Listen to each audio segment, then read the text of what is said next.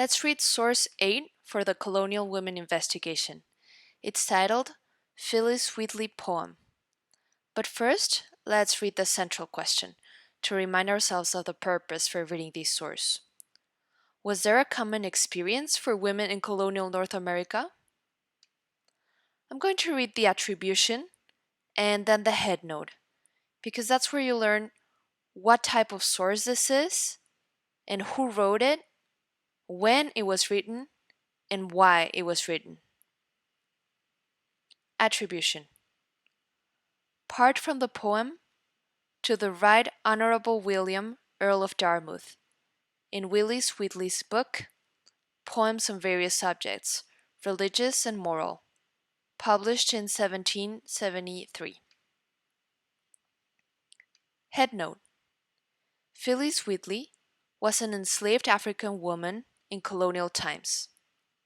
She was born in Africa and forced into slavery in 1760 at about 7 years old. Her experience was different than that of most enslaved people.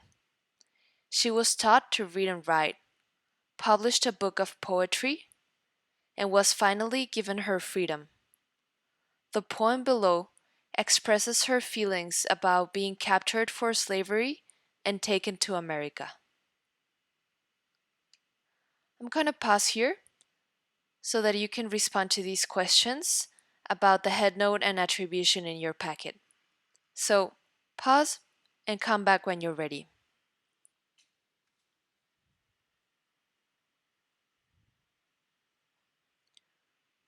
Okay, I'm going to read the source. Let's read this poem by Phillis Wheatley. And this is the poem, just as she wrote it. And then here is an interpretation to support reading. This is what the poem means. So I'm going to read this one first and then this one. I, young in life, by seeming cruel fate, was snatched from Afric's fancied happy seat. What pangs excruciating must molest, what sorrows labor in my parents' breasts? Stilled was that soul, and by no misery moved, that from a father seized his babe beloved. Such my case. And can I then but pray others may never feel tyrannic sway? And now the interpretation. I was taken from Africa, a happy place.